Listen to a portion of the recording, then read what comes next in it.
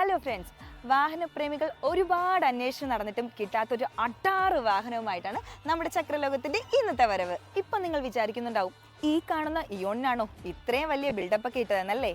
എന്നാൽ സ്റ്റീഫൻ നിങ്ങൾ ഉദ്ദേശിച്ച ആളല്ല സാറേ.